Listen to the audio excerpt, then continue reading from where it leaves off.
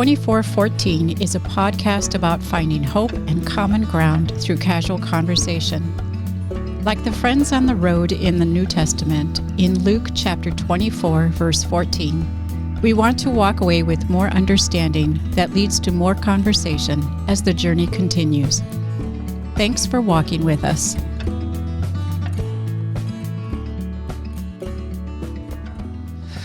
Well, hey, that's Shane Welter, and my name is Dan Weber. Yeah. Hey Shane. Hey. It's been a long time since you and I have sat down together. It's been a while. This is awesome. It's summertime or spring. It feels like summer here in Washington because it got above 60, so it's summer. It just teases us with warm weather. But we've been running around, living life, doing lots. But we're here today together to record. Thank you for listening. Thank you for watching. This is 2414, a podcast about real life, just having conversation, processing things we go through, like the travelers on the road to Emmaus in Luke chapter 24, verse 14. They're talking about what they lived through, and Jesus unexpectedly shows up in that conversation. So we're just processing our experiences, and we hope you get to not only enjoy the conversation today, but that the conversation would continue. Shane, we're going to get into moving and those transitions of moving, but before we get into the topic at hand, I'd love to hear lows, highs, and what's one of your favorite summer activities? Summer activities. Okay. All right. Well, highs and lows and whatnot. Highs. This last week, I, for the first time, officiated a wedding. So unofficially officiated a wedding because it was a vow renewal. So I didn't have to do anything legally, but I still had to kind of plan the ceremony and whatnot. And I think it went pretty well. Some people were in tears. Some people were laughing. This was for Brenda Segovia Schmeling, who's on staff here at St. Luke's. And they laughed, they cried, you checked all the boxes. Yeah, and it was, I think, under 30 minutes. I think it was a 7-minute message, what I timed. But it went well. I called my older brother, he's a pastor in Green Bay, and he gave me some pointers, like when you say, kiss the bride, run out of the way because you don't want to be in the picture. He's saying you don't want to be staring at them for all eternity on their bedside or wherever they have the picture. It's good. That's good advice. So I hope I made it out. But I had fun planning like a mini message. Yeah. So a lot less pressure when it's short. But a lot of pressure because it's a wedding. It's a big deal. Yeah. It's a very narrow sweet spot. If it's too short, people are like, why did we get dressed up for this? If it's too long, people like, he just keeps going on. You've got about a 90-second margin, whether it's too short or too long. 30 minutes, I joke with couples, I have a 30-minute money-back guarantee. Like, we can be out in 30 minutes. We can make it longer if you want. And they're always like, no, please, no. No, this is not a super formal, no. But I had fun. The message was fun because I always saw my brother plan his weddings with a prop. There was always a prop in the message. It's just something to make it like a little memorable because you're not. I feel like it's like a graduation message or like ceremony, whatever you call that. Like you never remember what they said. You just remember I graduated. Yeah. What was your prop? So my prop. So we had Brenda on the show, and so we were in San Juan Baptiste, which is, there's a mission. It's a small town near San Jose. They had like these cute boutique stores there, and I found a pillow with a bumblebee on it. Okay. And so I wrapped it up, and during my message, I was like, I actually have a present for you guys. So Adam, Brenda's husband, if you want to open this. And he opened it, and it's a pillow, and they're like, and I was like, yeah, show everyone. It's a bee, but not just a bee, it's a bumblebee. And I just kept saying that, bumblebee. And Adam's like, oh, and Brenda is just so confused. She's like, what? And I just kept saying, Bumble. So, then I like explained to everyone, like, so Adam and Brenda met on a dating app called Bumble. I didn't get either. I had no idea what you were saying. Yeah. And her face was just like, oh my gosh, you did not. Did you bought it there on site? I did. So did you have a prop in mind, or I'm just going to go to a random store and find something as a prop 2 hours before the ceremony? I mean, I wrote the message the day of. I'm a crunch planner. Okay. I do my best work when it's crunch time. And so, and I had the idea on the plane. So I was just trying to think of, what do I want? Does it need to be memorable? What's something that's cute? And I was like, a bee, because they met on Bumble. And I could tie that into their wedding verse, which is 1 Corinthians 13, love is patient, love is kind, whatnot. And Okay. it all tied together, and it was cute. Yeah. So that was really fun. Another high, I've been doing some small, low-key workouts recently, because I haven't been doing that recently, and I've just kind of been doing push-ups, and I'm just doing more. I'm adding to my push-ups each day, and I'm like, I love seeing improvement. Nice. in that. So I could probably do 7 quality ones. on the knees, like, No, I could do at least 7 good push-ups right now. I'm not going to, but I think I probably could. well, you could run about 7 miles, 70 miles, a lot more than me. I could run more miles than I could do push-ups for sure. That is weird. But it's sweet. That's like way more. I could run way more miles than I could do consecutive push-ups. That's so interesting. I was a plyo guy, or like in college or high school. I just like sprinting and jumping, long distance. Okay. Not so much. I digress. Lows. Life is busy. There's so much going on. It's overwhelming. There's just so many things happening, and it's weird because it's summer, and that should be less work for me because it's not Christmas or Easter as the music guy. But it's summer, and like handbells and choir aren't even going on, and it's still so busy, just partly because constantly out of town, or people are just pulling, like, kind of being pulled in so many different directions. Yeah. And it's like, well, if I'm not like, part of it is also just learning to say no to things, but some things are like, well, no, but nothing. If I'm not doing it, it will never happen. So like, okay. So I don't know. It's been busy. Yesterday was like very overwhelming. So much so I just like, it was like 4 something, and I was like, I'm just going home. I can't do anything anymore. I just need to just lay down for 24 hours. Yeah, because I was literally getting calls while calling people, and emails during those calls, just people like, hey, what's this, blah, blah, blah. I'm like, oh my gosh. Yeah, that's a lot. Yeah, so I don't know. I have a vacation, my like scheduled actual vacation. Yeah. And in a week, and I'm just looking forward to that. But I have a lot to plan before then. Okay.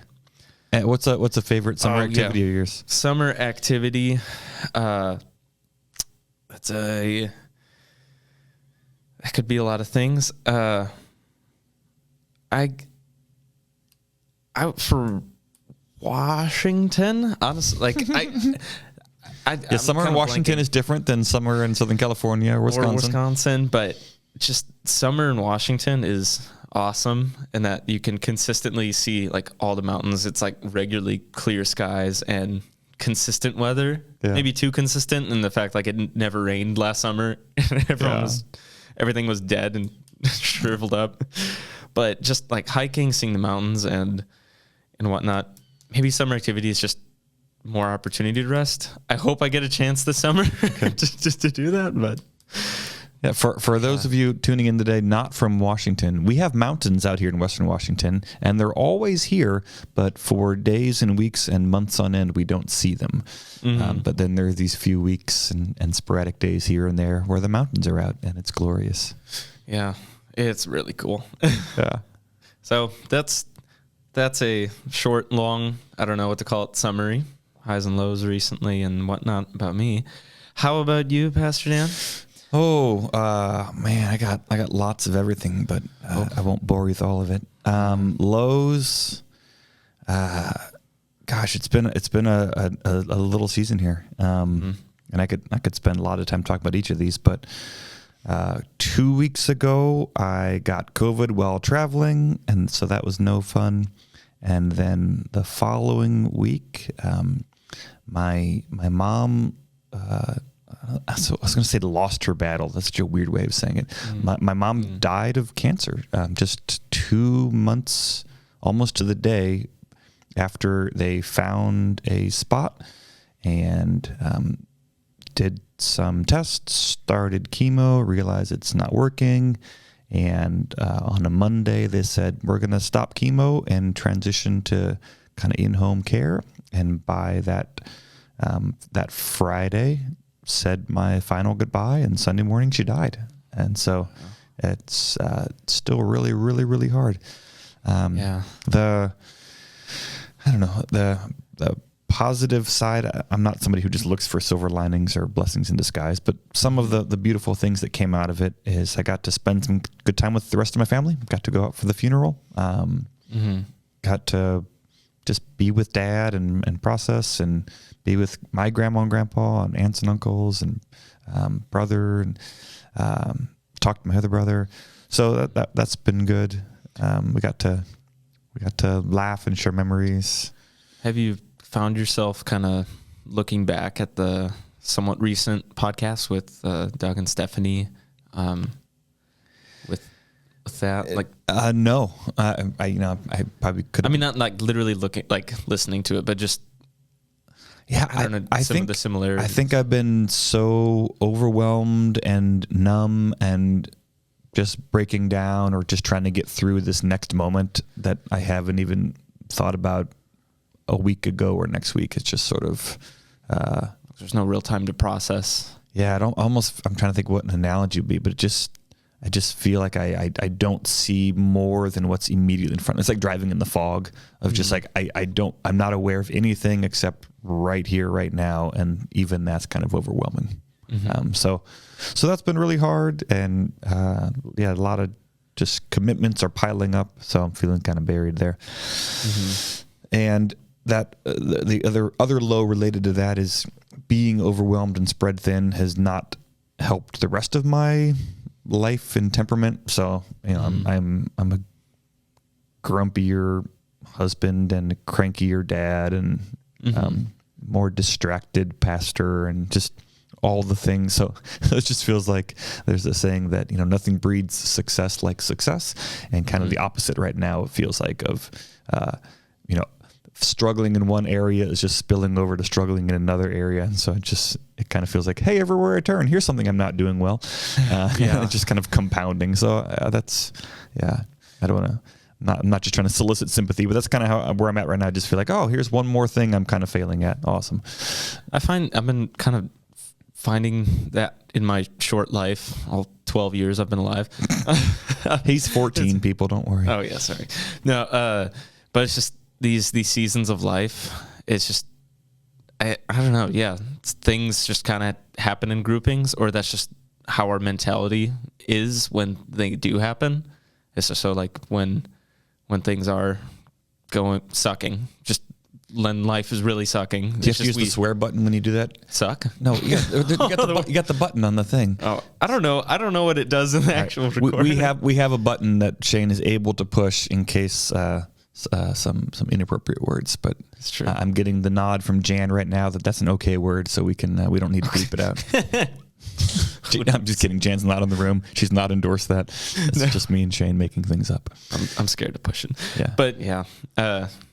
It's just when I think there is a analogy or I don't know, but like a phrase for that. When it rains, it pours. Yeah. Then maybe that's it. But it's just, or maybe that's just what our view is, where like if things were going great or whatnot, and that sucky thing happened, we'd just see it with such a more positive spin than when life is heavy. Yeah, kind of like kick him when he's down. Kind of when you're already down, it feels harder.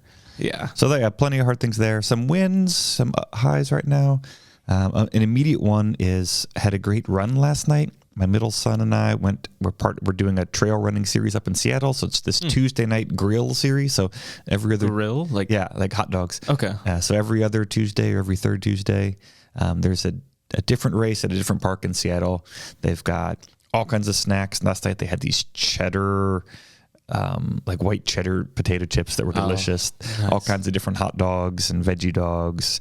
And they had all kinds of snacks, and they had non-alcoholic beer last night, but I was so tired and so spent from the run, I couldn't even do it.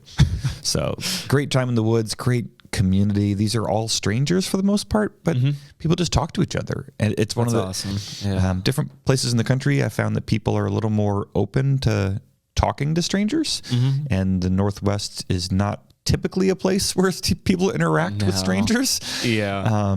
And yet the trail running community is. And so before, during, after the race, talking to people I've never seen before. Sometimes I start it, sometimes they start it.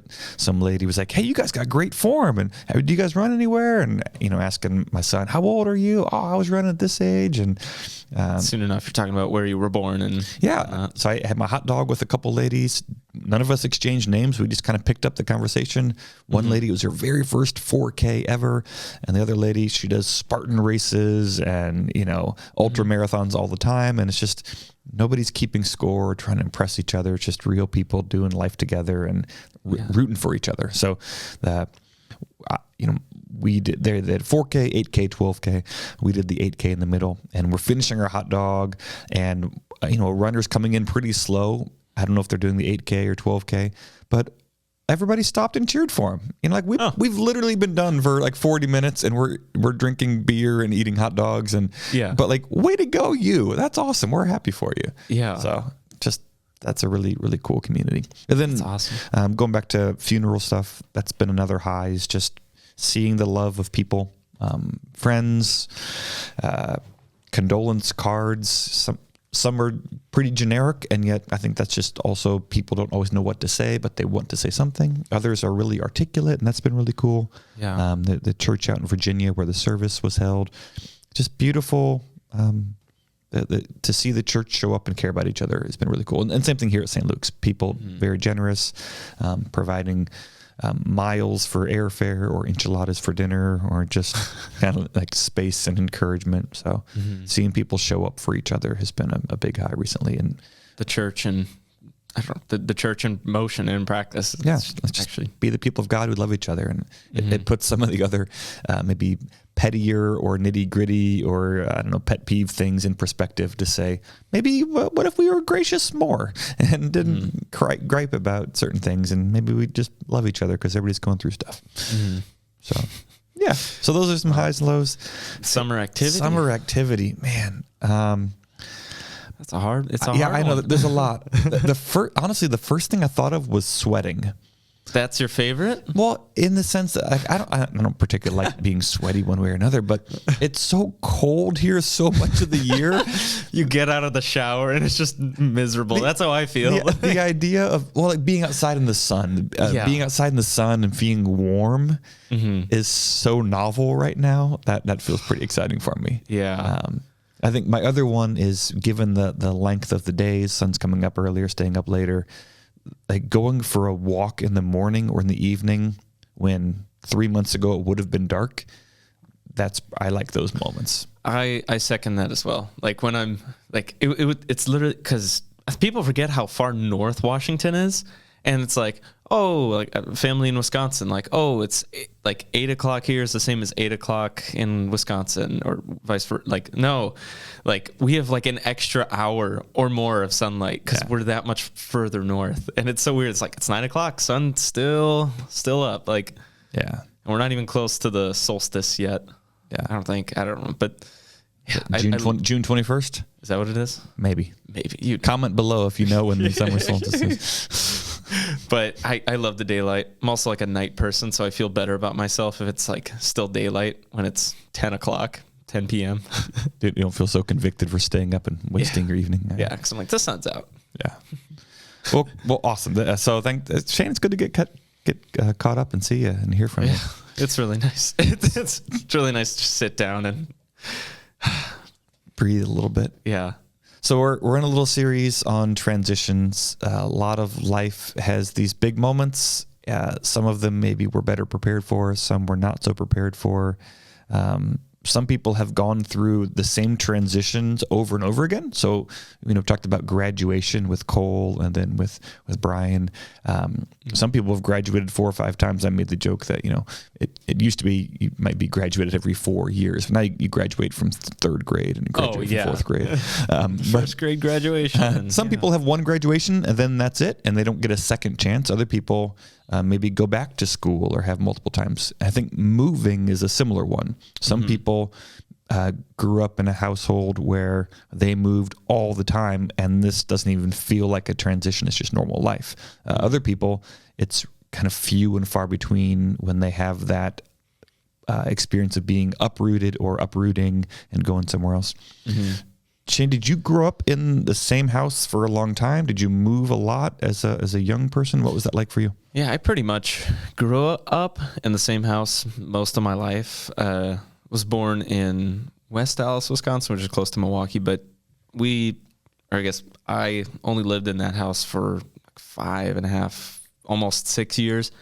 And then from after, right when I turned 6, we moved to a different house, a little more in the rural areas of Wisconsin, and basically lived there up until I left for college. Okay. So most of my childhood was spent at one house. And so most of my friends, memories, whatnot were from there, but I didn't want to go to college in Wisconsin or in the near vicinity of Wisconsin. I considered Nebraska because that's where my parents went, and it's far enough away where I'm my own person, but if I miss home, I could drive back. It's not the worst drive. But then I was brought out to Concordia, Irvine in California, and I think that's where I started to feel more of this moving and being away. It's a bigger deal than I thought. Because at the time I was just I'm just going to college. This is just school.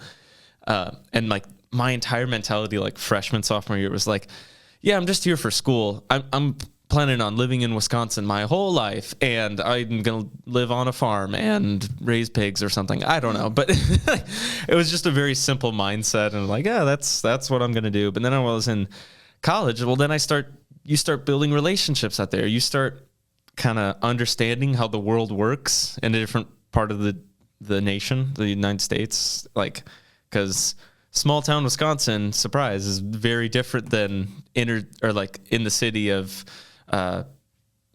California. It's all California urban. is the state. Irvine is the city. The county is Orange County. Yes. Yeah. So it's not. Yeah. So it's not like LA, but you're about an hour from LA. But mostly everything's concrete, and you're not going to find much natural stuff there. That's how I describe it. So how was that making friends? What was did that go smoothly? Was that tough? Honestly, easy. I don't want to say it's easy for everyone to make friends in college, but they kind of they hand it to you. It's possible you can go to college and not make friends, sure, but you're surrounded by so many of your peers in class, lunch, in dorms, living. And on top of that, there's so many different community things that colleges provide.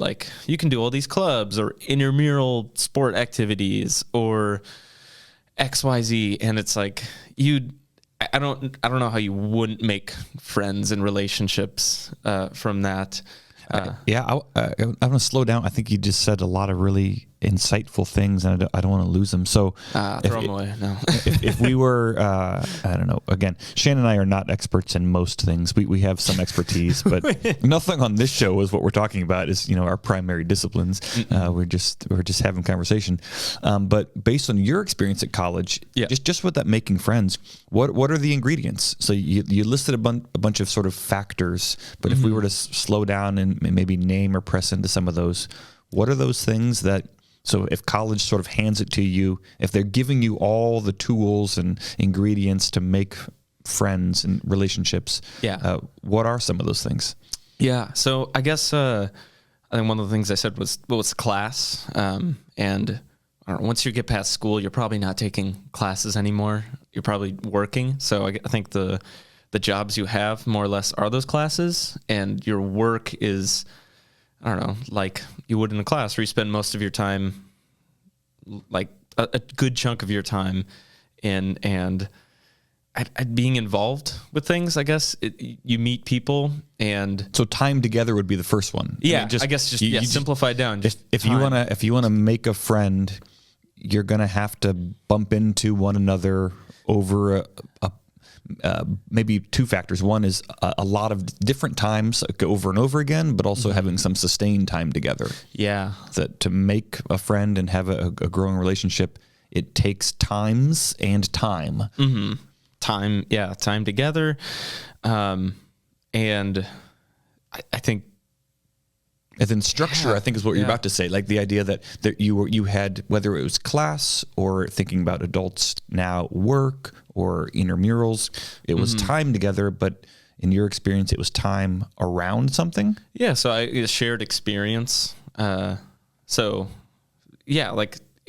class, you're working on the same thing. So if you do talk to somebody, you might ask them like, "Hey, how do I use this quadratic formula," or whatever kids do in school. But you were a music major, Shane. You never used math. Nope, still don't. And but there are similar interests. There are things you can talk about, and I think people, that might be a barrier for some people when they talk to someone. It's like, what do I talk about to them? And the fact you're like, you might work at the same job, or you guys are both in a cross-country league together. You can talk about the form of how you're running. Like it's an easy thing. Like we don't need to say names yet, but at least we can talk about running, or we can talk about how much we love or hate our job, or something like that. Yeah, I literally last night I had somebody say, "Hey, have you done this series before?" And I was able to say, I was here last year as dad cheering on my boy. This year I'm going to run. And they said, "Oh, well, we came 2 years ago and we're really impressed. So we've tried to do every run." Just talking about what is shared, even from a pretty safe distance. Yeah.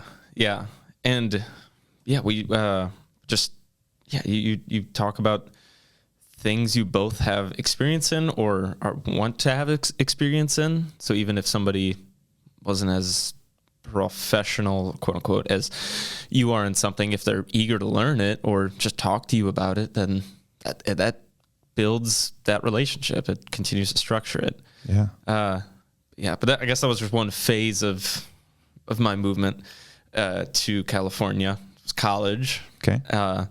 And in that college for me, California kind of started to grow on me. I'm like, I'm getting how it works here. I like how things operate. There's a system and you can't describe it, but if you live there long enough, you're like, this is just how people operate here. It's different. And it started to make sense to me. And like after, or like my super senior semester, cause I was there 4.5 years, and a few months after, I was like, I think I want to try my hand being like a professional musician and, try to live in LA. That's the goal. Spend, $40,000 a month in an apartment that's the size of a closet. Like, I think I can make that work. Living the dream. Yeah. Very, very tunnel vision. Spend 6 hours every day commuting. Yeah. Easy. And as a musician, high paying work right there. Long story short, COVID happened. Thank God. COVID happened. Thank God. You don't hear that a whole lot, Shane. But terrible. No, I'm sorry, but I mean, like, for me and what I was doing, it helped drive my career and where I was going to in a better direction. So because COVID happened, they kicked my then girlfriend, now wife, off of the campus, because that's what all the colleges were doing. I can't believe, just looking back, that sounds so crazy to me. That, no, liability. Everybody go away. Yeah, they're like, there's this disease that could potentially harm you or kill you. Get out of here. We don't. You're like, thanks. So they kicked her off. So like, what are we gonna do? And Lauren's dad, my wife's dad, was saying they're going to shut down state borders. They're going to lock you in your homes. Because they lived in Wisconsin. We lived in California. They had a skewed vision of what California was like. But nobody knew what was going to happen. And so we're like... other countries, they did, by the way. They did, yeah. And so... Yeah, rightfully so. Like, nobody knew what was happening. So we drove from California back to Wisconsin and lived in Wisconsin for a few months. Just with family, and that was really nice because at that point I proposed to Lauren. We were engaged, and we just it was a really nice like last hurrah with both of our parents, like because we're both from Wisconsin. So she was with her parents, I was with mine, and just being with family before I got this gig in Washington, or just job in Washington. It was this calling from the Lord. Well, you can call it a gig if you want. That's good. Gig. I'm a musician. Sorry, they're all gigs. Everything's a gig, but. Yeah, and so that was another. It was easy moving back to Wisconsin, but also weird because like, oh, I have all these experiences now, and I'm coming back. You're a big city kid too, LA. Yeah, exactly. I had a large man bun at the time and everything. I just moved back, and yeah, it was weird, but I still had a lot of those relationships there, so it wasn't as hard as moving to a brand new place. But then moving to Washington was a hard, because that was a cold turkey. I don't know anyone. Like, yeah, I took a job here as like a director of worship and arts, and in the middle of COVID. So it's like, oh, what can I do? Well, you can work. Can I go to restaurants? No. No. Can I go to the movies? No. And I was. Can I go to state parks? No. And there were some hikes that were open, but I was trying to save a lot of my first hiking experiences for when Lauren and I got married, so that we could experience them like together. So because that's how we like watch movies too. We're like, have you seen this movie? Yeah. Like, oh, I haven't. But I don't want to watch it because I don't want you to see it again. I don't know why that's how we work, but same way for like hiking. So like if we experience it together, then it's awesome. Shared experience is good. Yeah. Yeah. And I guess there'd be a lot to dive into with this like Washington move. Cause that was such a jerking like life transition for me. Yeah. So I imagine a lot of that is very specific to COVID, that just literally everyone's scared of each other. There's masks, there's physical separation, things aren't open. Mm-hmm. And to preface too, coming from small town Wisconsin in the middle of COVID, I got to see all the different colors of how people handled it. Yeah. And it was interesting. Small town with COVID, like everyone was like locked down and isolated. Like for like a moment, it was like everyone's in this together, sweet. And it lasted a few months, and like small town, just life's back to normal. Yeah, just everyone's doing what they did before. And so, like I was kind of like operating that for like a month, and then before I came to Washington, and then Washington was, the complete opposite, where like everyone is very much still isolated. Things are still closed, and there's a lot of different regulations and stuff. And it wasn't so like bad for like. I was fine with all like the regulations and stuff, because the job I had in Wisconsin had pretty kind of like tight rules with that, like masking and whatnot. And so it was easy for me to transition, but the transition was still hard because of the isolation in a new place where I knew nobody. And I was like, hey, can we hang out? Like, and it's like, no, I don't know you. You might have COVID. Who are you? Like, get away. It's like, okay, all right. Yeah. So what do you think would have been different if it wasn't COVID time? What would you have done differently, or what do you wish you could have done? I think I would have done a lot more kind of like late night socializing. That's what enjoyed to do. With some free time, just like go to bars late night, or maybe pick up gigs. That's where I met a lot of people.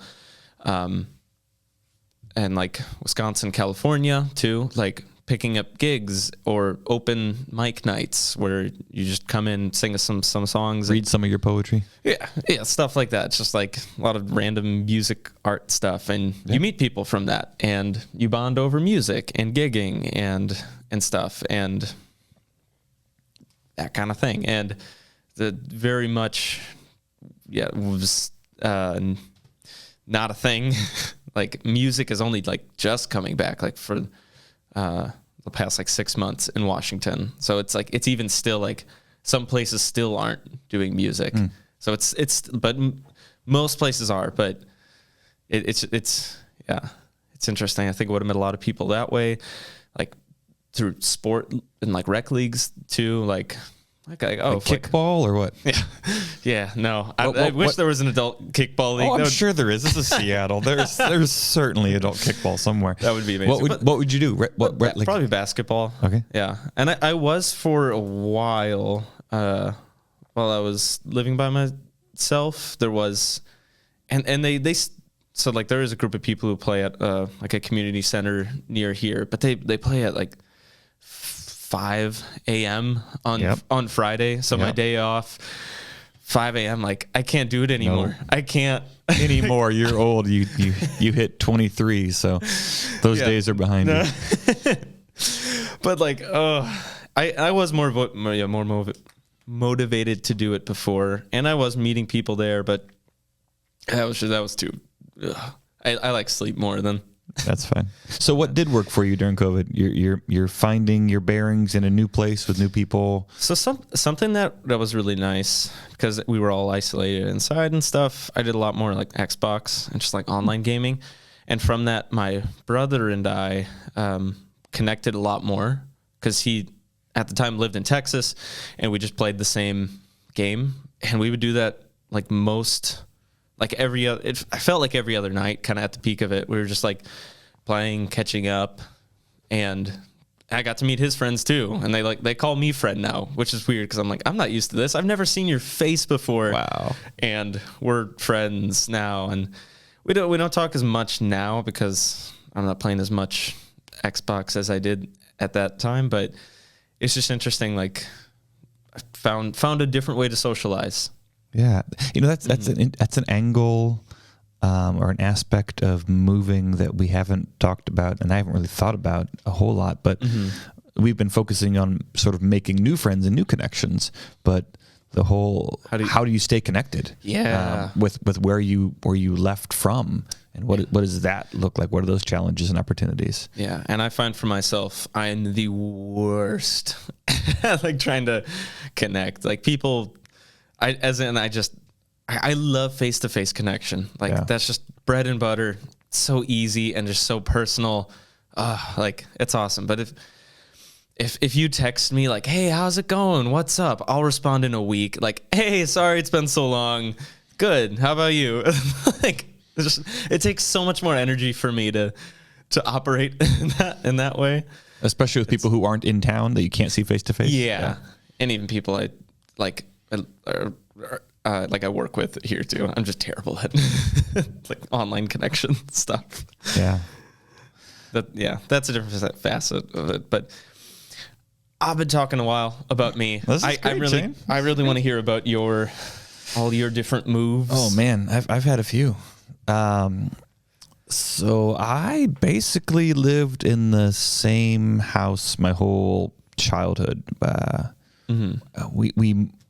We had one move that I don't remember. So I don't know. Okay. I maybe was 4 or something like that. One house where? So in St. Louis, Missouri. Okay. So we lived in some house that I literally have one memory from. And you were like 3 or 4. Yeah, I can't connect it. It's just this vague cloud of a memory. Vague, where everything is huge because you were so little and.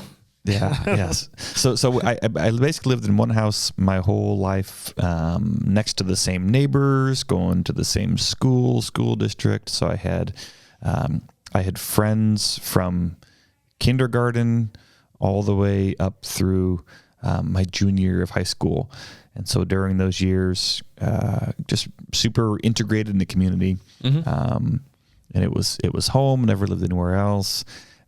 High school was fun.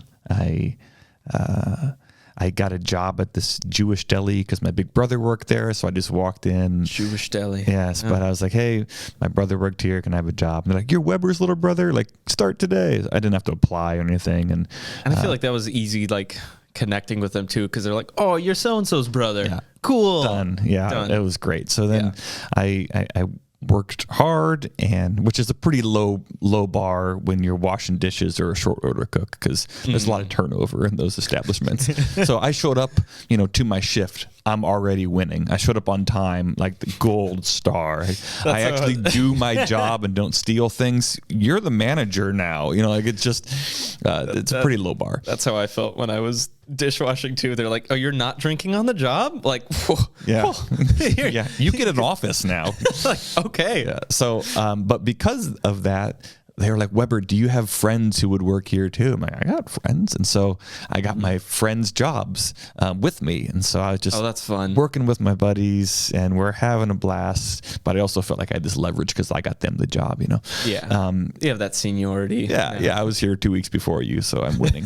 But because I lived in the same place my whole life, I had friends at all the establishments. So I could hook you up with some fries when you came to the deli, and you can get me into the movie theater and give me free popcorn, and so it's that high school economy. This economy is incredible. So my junior year, it's probably an exaggeration, but I felt like I didn't pay for anything. It was just, I knew everybody everywhere, and I was captain of the cross country team, captain of the hockey team. Like everything's great.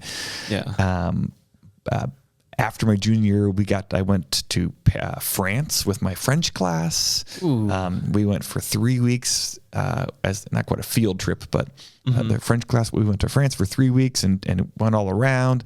And there were, it was like, there were like 4 or 5 guys and like 30 girls on this trip. It was amazing. It was just for a high school. Yeah, I was living the dream. Yep. And then I came back from that trip to France, and my family didn't move without me. Like I knew we were moving, but my family bought a lot out in Virginia. We were out on vacation, and they were like, hey, we should buy this lot and build this awesome house. And we could move between Dan's junior and senior year of high school. What could go wrong? That's easy. Good times. So they actually moved while I was in France. so I wasn't, again, they didn't like surprise me by this, but was this cell phone era or like? I had a cell phone at the time. There must but it was like a big clunky phone. I didn't take it with me overseas. So there was no communication really. I don't think there were internet cafes at that time. So I didn't call home. I had no contact for 3 weeks. I knew they were leaving, so I got home. And then more or less like got in my car and drove by myself 900 miles to Virginia. They just like leave your boxes on a porch. I don't remember how it all worked. And maybe they picked me up from the airport, but I remember I drove by myself this 900 mile, like 15-hour journey. And so I grossly underestimated how difficult that would be. The move, the literal move, or like, oh no, the drive was easy. The drive was fun, but like just starting in a brand new place. Yeah, as a 17-year-old. All I knew from life is that, again, this probably sounds so arrogant, especially to people who maybe don't know me, but I was like, people like me. I've got friends. Like, I've always had friends. What's not to like? Like, we get along. Like, all my friends think I'm funny. I'm good at stuff. Everybody knows how awesome I am. This is great. Of course, it'll be the same anywhere I go. I'm going to walk in and they're going to love me because that's always been the case. And I've seen the movies where the kid comes from California or, somebody moves in. At first, they're kind of weird, but then they're like, you actually should run this school because you're awesome. Yeah, I know exactly. Yeah, I see it exactly like in movie format. You come in, you're like, hey, like snapping fingers. And everyone's like, whoa. Look at this guy. He's clearly amazing. So So that happened? So basically, that's been my life story ever since. No, so we get out to Virginia, and there's problems with the lot and irrigation and development, so we can't build the house. And so we moved into these apartments, and it was this tiny little apartment. It probably was 3 bedrooms, but it was my 2 parents and my little brother and I. We had 2 dogs, hockey equipment, which is just horrible. Without a garage. Yeah, no garage, second floor apartment. Never lived in an apartment my whole life. I've always had a house. So now I'm living in an apartment with very close proximity after, even my junior year back in high school in St. Louis. I had freedom. I was playing hockey, working jobs. I'd go days without seeing my parents. Like literally, I would be at practice before school or work in the evening, and I might be out before my family's awake and home after they're in bed. So literally, I'd go days without seeing my family, but it was okay. I was living my life, and then to be in an apartment and then to go to school where it turns out by your senior year, people aren't looking to make new friends. They know their core group. Yeah, they got their group, and they're on the farewell tour. So they're solidifying, and they're like actually even streamlining. Like, all right, of my group, who do I want to even continue this with? Yeah. And so nobody's looking to make new friends whatsoever. They don't have a hockey team. Little weird things like my driver's license. So in Missouri, I never took driver's ed. It wasn't a required thing. Oh, really? You took the written test, and you can get your permit when you're 15 or 15 and a half. And then when you're 16, you take the driving test, and if you don't kill anybody, you get a driver's license. I think I've heard St. Louis has great drivers. Well, it worked for me. So I've been driving for a couple years at this point. I get out to Virginia, and you have to take driver's ed unless you're 19 years old. And I'm like, I've been driving for 2.5 years. I'm not going to take driver's ed now. I've never had an accident, never had a ticket. Why am I doing this? So just it felt like everything was a battle and everything was uphill. Didn't make friends. I don't to this day. I don't really have any friends from my senior year. I don't remember a single teacher's name. It was just, how do I get this over with? Yeah. But at the same time, social media wasn't a thing. I guess, your parents maybe had email back then, but probably not even that. It wasn't even like a real way to communicate well. Yeah. So I don't have any friends left from my first 17 years of life where I could walk into any room, any restaurant, like any establishment, and it felt like the Fonz kind of thing. That, hey, like everything was easy. Yeah. And then the move more or less severed that. So I haven't talked for years to anybody from that part of my life. And then because I was only in Virginia for 1 year, I didn't even bother making new friends.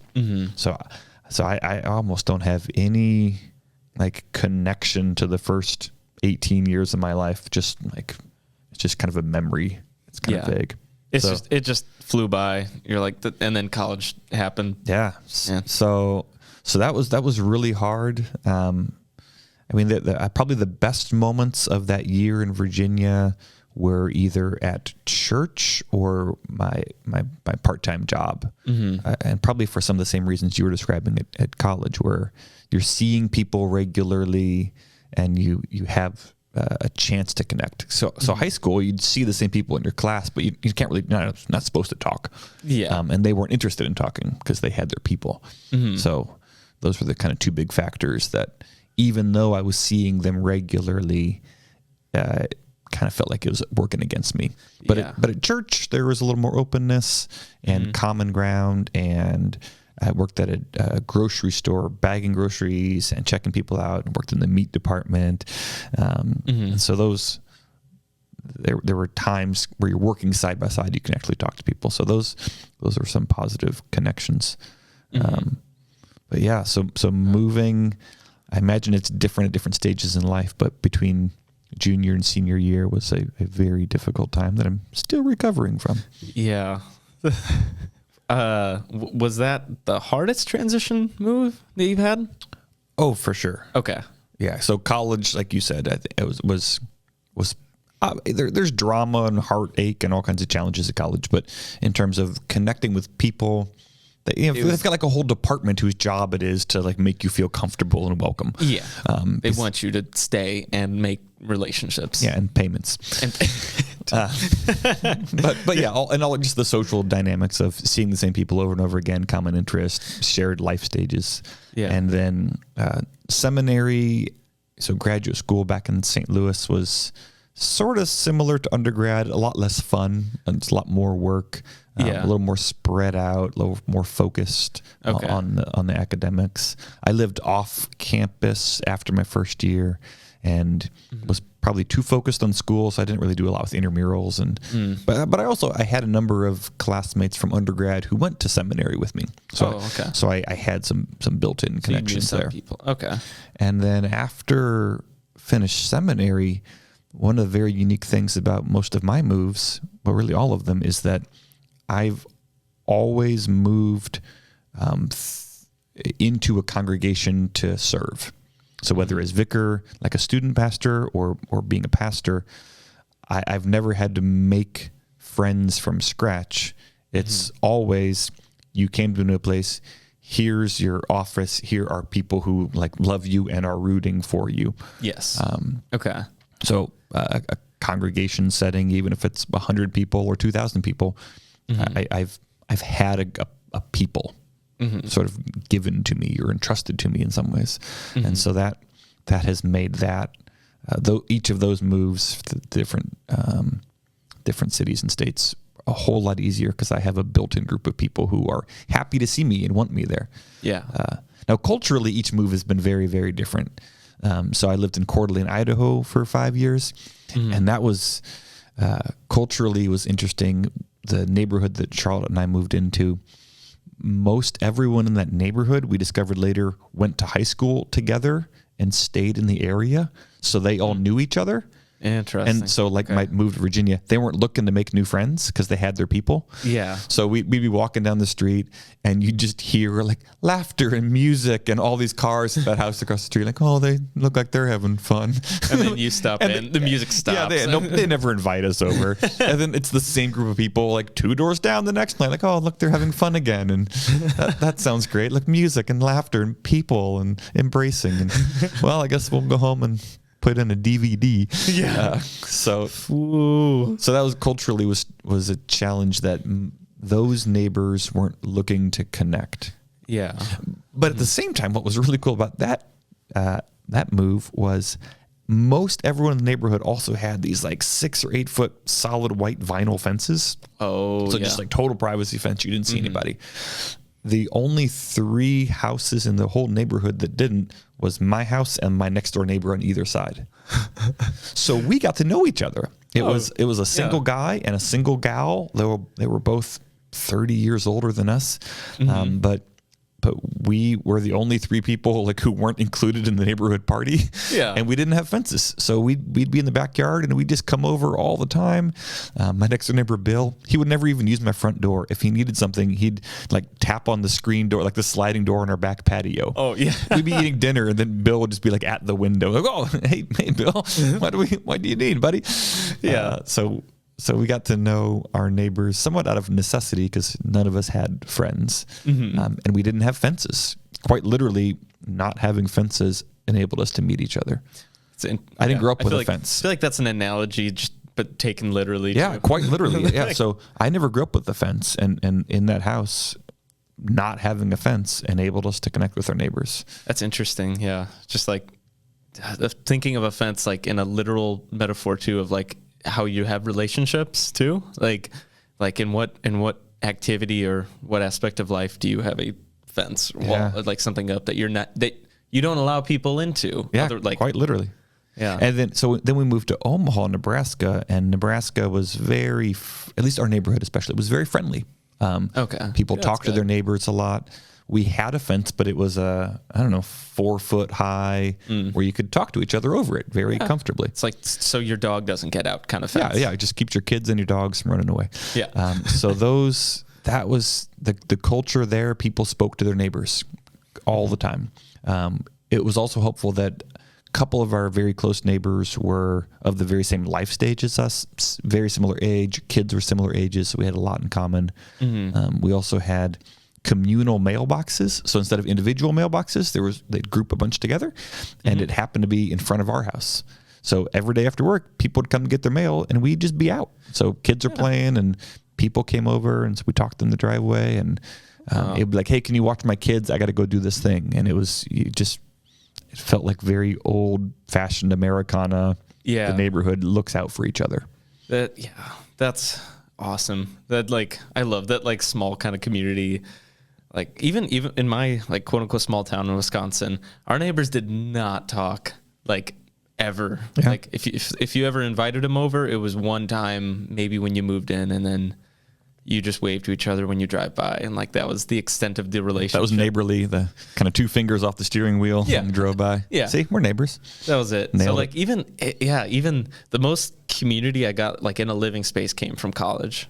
It's even where I'm at now in Washington, it's similar to what it was when I was in Wisconsin. We wave to each other when we walk by or drive by, but I don't know what their voice sounds like or what their name remotely is.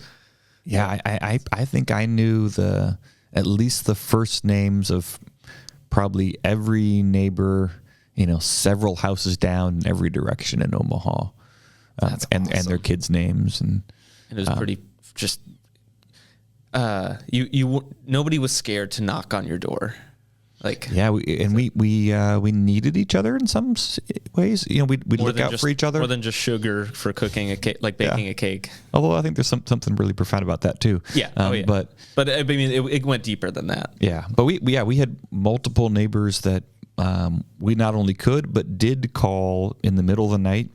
One time I was out of town, and my youngest split open his head on something because that's what he does. So Charlotte had to take him to urgent care, and it was I don't remember the details because I wasn't there. Yeah. But it was hours. They were there for hours at urgent care, and so my next door neighbor watched my other 2 kids into 2-3 in the morning. Wow. And if we asked them to do the same thing the next week, they'd be there. Yeah. Because that's what you do. Yeah. Our cat, by the way, used to love our neighbors so much so that when we were playing in the backyard, the cat would go next door and sit on their lap. These people are nicer. I'm just going to be over here if it's all the same with you. They take care of me. Yeah. We had another neighbor who rang our doorbell at one point and said, I need to apologize. I've been feeding your cat. And so what happened was she had mice or cat. I think she had rabbits, maybe. I think there's rabbits in her front yard. Okay. And her dogs inside kept losing their minds because these rabbits were out front. So the dogs are going nuts. And so she's like, here's what we'll do. I'll put a bowl of food out. The Weber's cat will come over. The cat will scare the rabbits. My dogs will be fine. Yeah. So we were unintentionally pimping out our cat to our neighbors, but we didn't know that. Yeah. But we just saw the cat not eating as much, and we're like, this cat always eats. I don't know what's going on. Is he okay? And then around that time, the neighbor's like, hey, sorry. But we had the conversation. It was great. Yeah. They told you. Yeah, so eventually they confessed. Yeah. So great neighbors there. And then we moved here. We've got some neighbors that are really outstanding neighbors. I know my next door neighbors, my immediate next door neighbors, pretty well. Mm-hmm. But one house beyond that on either side, I couldn't tell you their names.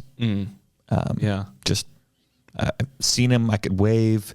Some of them I could maybe pick out in a grocery store, but most of even my 2 doors down either side, I can't even right now picture what they look like. Yeah, I certainly don't know their names or anything about them. Mm-hmm. So it's culturally, it's at least my neighborhood or the dynamics of our few houses, and some of it's that they've lived there for a long time. Mm-hmm. Maybe they're empty nesters, we don't bump into each other in the same way.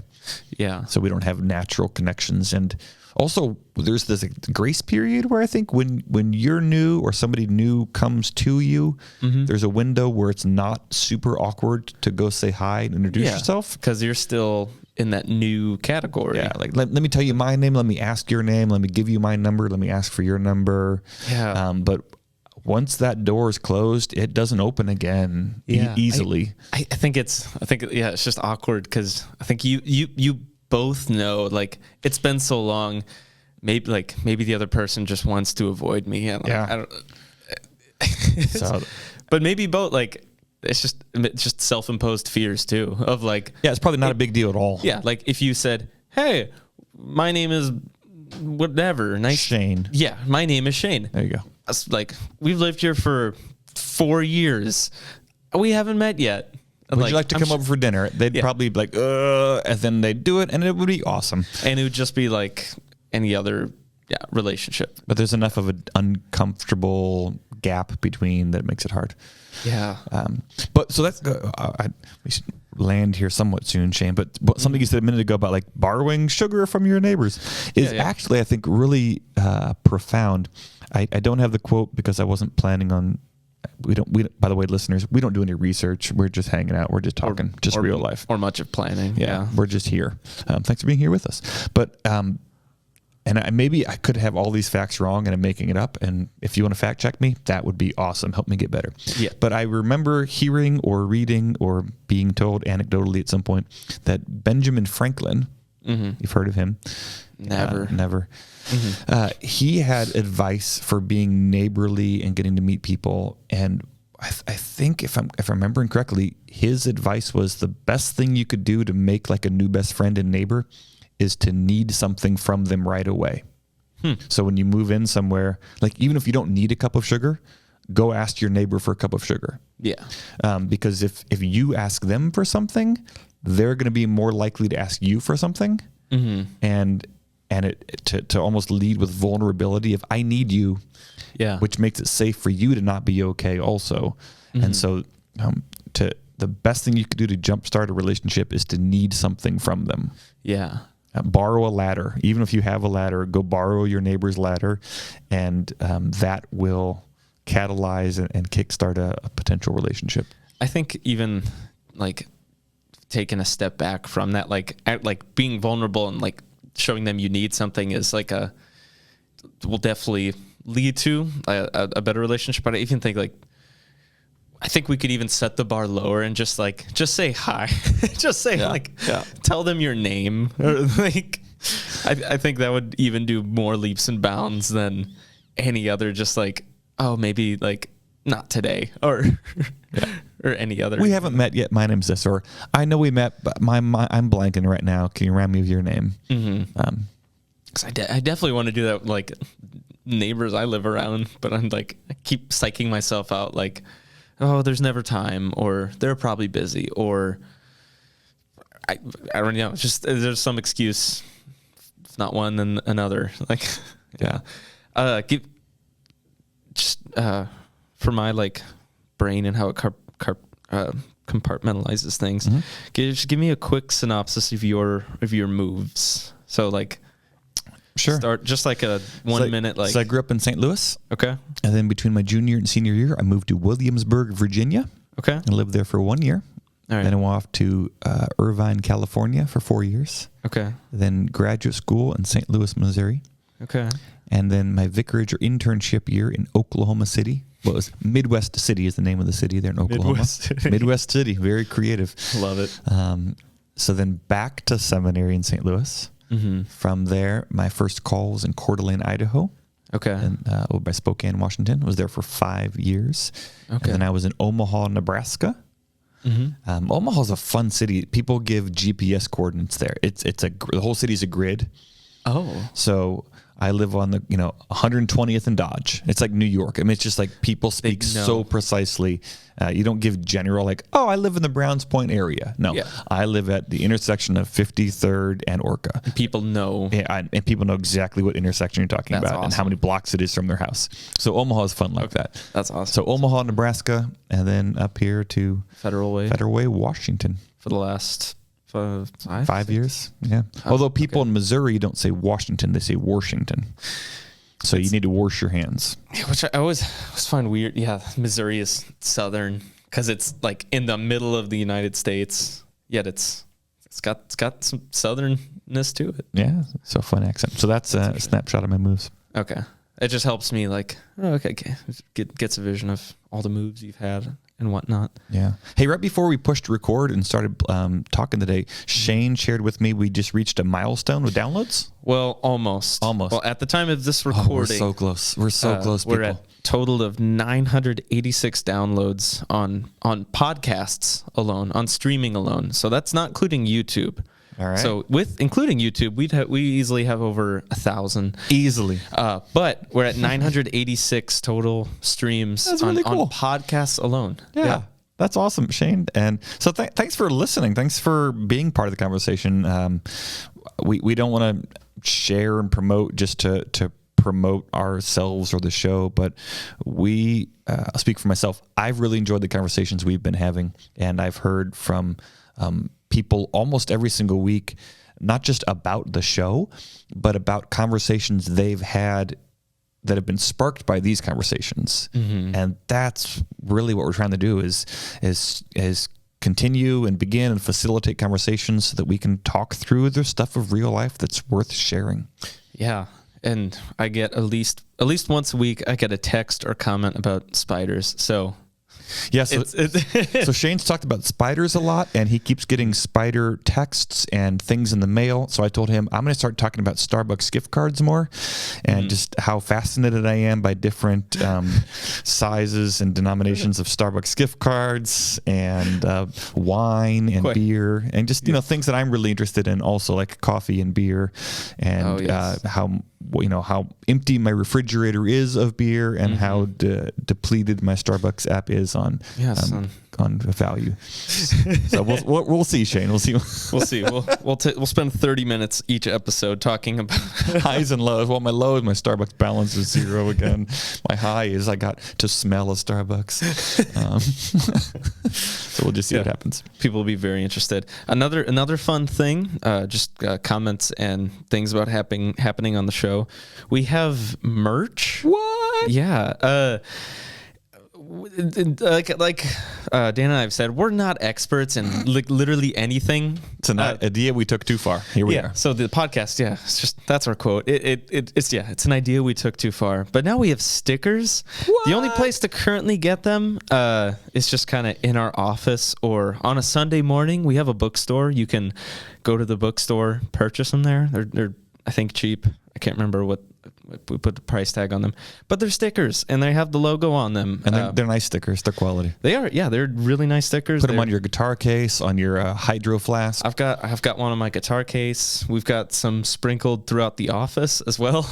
If you're not in the Seattle, Tacoma area, send us an email, 2414@stlukes-church.com, and we'll ship one out to you. Yeah. But more than anything, the greatest way to support the show is just to listen. If you're not subscribed or have rated or commented or liked whatever platform you're viewing it on, there is a rating system on Spotify and Google and Apple. Yep. Any rating, any review, comment, anything helps with that. It's always fun, honestly, hearing back from people about the show. You're like, oh, people are watching, and it's fun for us. Yeah, and the most fun I have is either being told directly or just overhearing people having the conversation of, oh, it's like Aria was saying here. It's like Rebecca said here. It's like David was saying here, and just people engaging either directly with our guests or directly with the content that our guests have brought to us. And so thank you for listening today. Thanks for being part of the conversation. I hope it's been encouraging, helpful, maybe entertaining here and there.